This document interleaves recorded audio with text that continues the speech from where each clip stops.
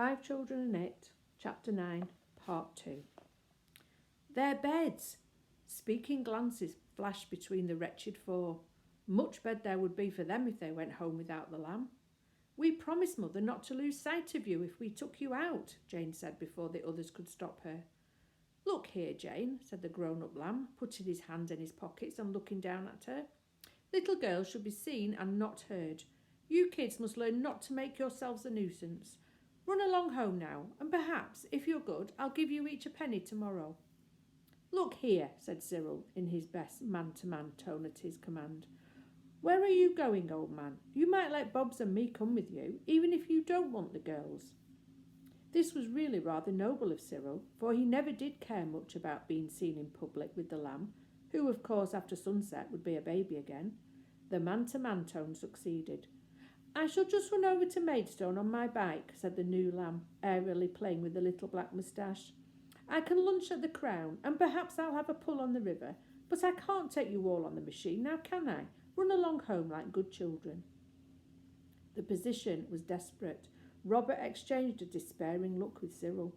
Anthea detached a pin from her waistband, a pin whose withdrawal left a gaping chasm between skirt and bodice, and handed it furtively to Robert, with a grimace of the darkest and deepest meaning. Robert slipped away to the road. There, sure enough, stood a bicycle, a beautiful new freewheel.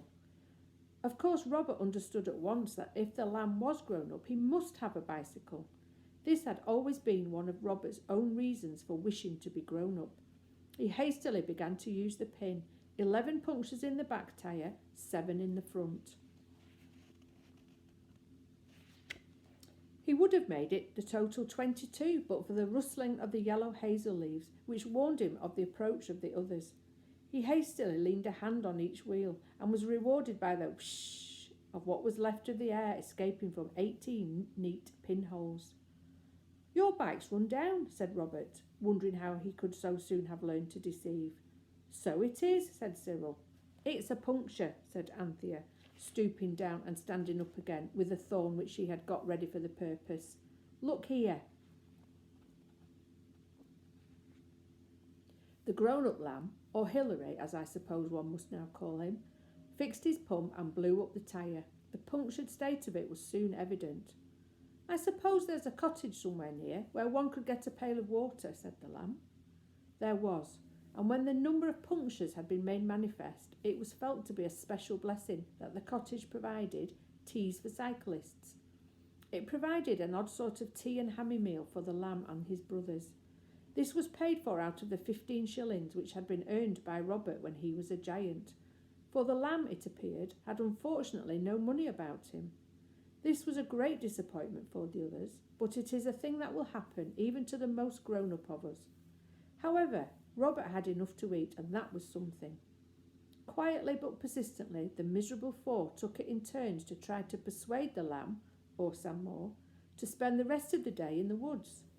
There was not very much of the day left by the time he had mended the 18th puncture. He looked up from the completed work with a sigh of relief, and suddenly put his tie straight. There's a lady coming, he said briskly. For goodness sake, get out of the way. Go home, hide, vanish somehow. I can't be seen with a pack of dirty kids. His brothers and sisters were indeed rather dirty, because earlier in the day the lamb, in his infant state, had sprinkled a good deal of garden soil over them. The grown-up lamb's voice was so tyrant-like, as Jane said afterwards, that they actually retreated to the back garden and left him with his little moustache and his flannel suit to meet alone the young lady, who now came up the front garden wheeling a bicycle. The woman of the house came out, and the young lady spoke to her.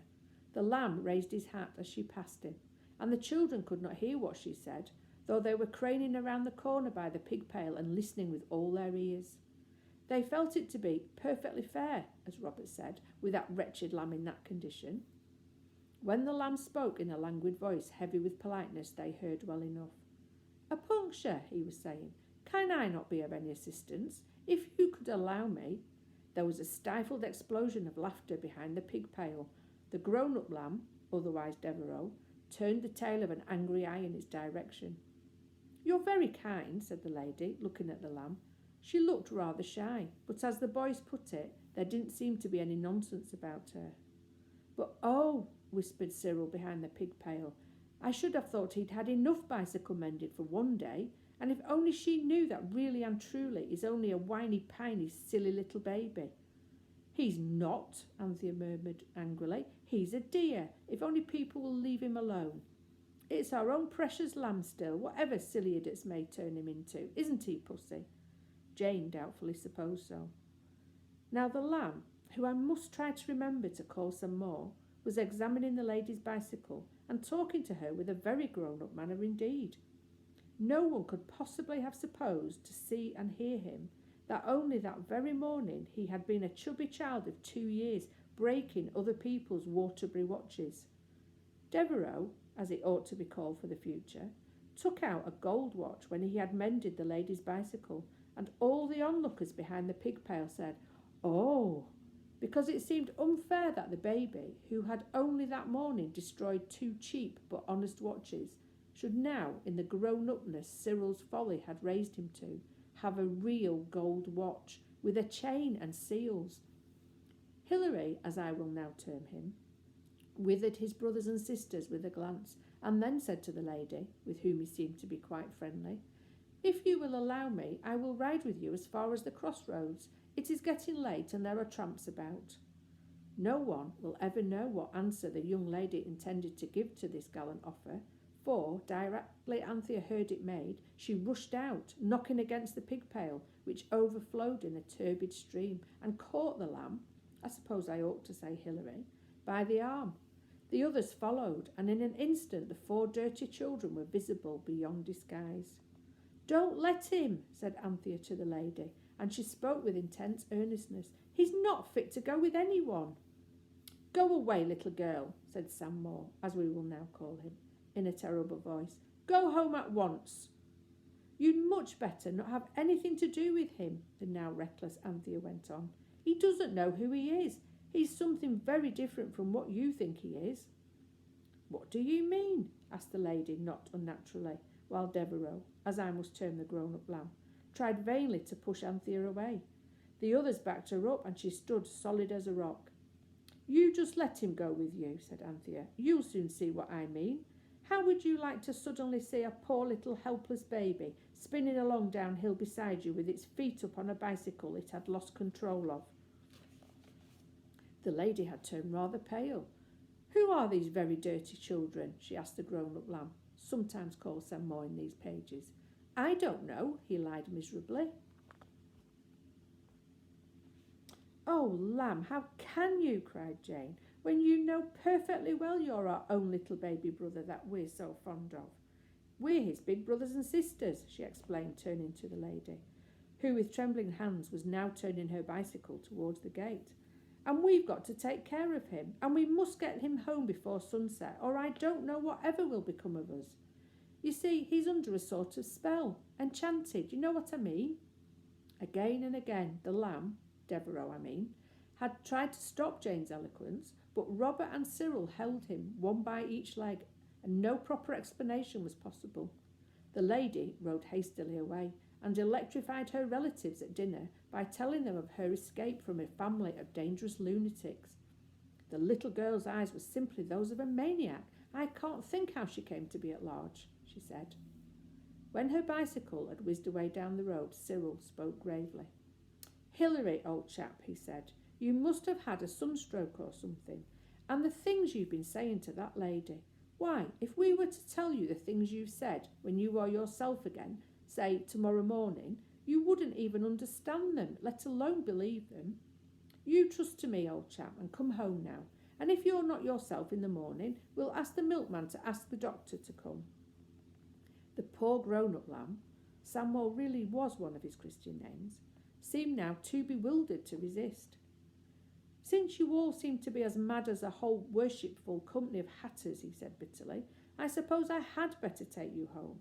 But you're not to suppose I shall pass this over. I shall have something to say to you all tomorrow morning." "Yes, you will, my lamb," said Anthea under her breath, "but it won't be at all be the sort of thing you think it's going to be." In her heart she could hear the pretty, soft little loving voice of the baby lamb, so different from the affected tones of the dreadful grown-up lamb. one of whose names was Devereux, saying, "Me love Panty, wants to come to own Panty." "Oh, let's get home for goodness sake," she said. "You shall say whatever you like in the morning." "If you can," she added in a whisper. It was a gloomy party that went home through the soft evening.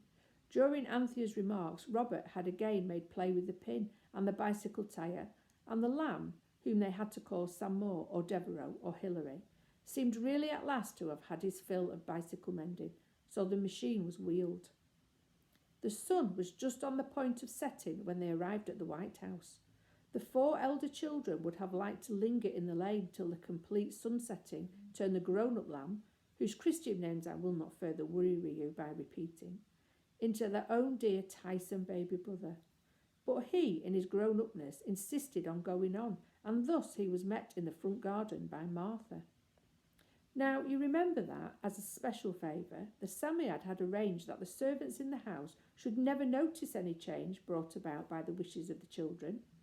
Therefore, Martha merely saw the usual party, with the baby lamb, about whom she had been desperately anxious all the afternoon, trotting beside Anthea on little baby legs, while the children, of course, still saw the grown-up lamb, never mind what names he was christened by, and Martha rushed at him and caught him in her arms. "Come to his own, Martha, then, a precious poppet." The grown-up lamb, whose name shall now be buried in oblivion, struggled furiously. An expression of intense horror and annoyance was seen on his face. But Martha was stronger than he. She lifted him up and carried him into the house. None of the children will ever forget that picture. The neat grey flannel-suited grown-up young man with the green tie and the little black moustache. Fortunately, he was slightly built and not tall, struggling in the sturdy arms of Martha, who bore him away helpless, imploring him as she went to be a good boy now and come and have his nice milk. Fortunately, the sun set as they reached the doorstep. The bicycle disappeared, and Martha was seen to carry into the house the real, live, darling, sleepy 2-year-old lamb. The grown-up lamb, nameless henceforth, was gone forever. "Forever," said Cyril, "because as soon as ever the lamb's old enough to be bullied, we must jolly well begin to bully him for his own sake, so that he mayn't grow up like that." "You shan't bully him," said Anthea stoutly, "not if I can stop it." "We must tame him by kindness," said Jane.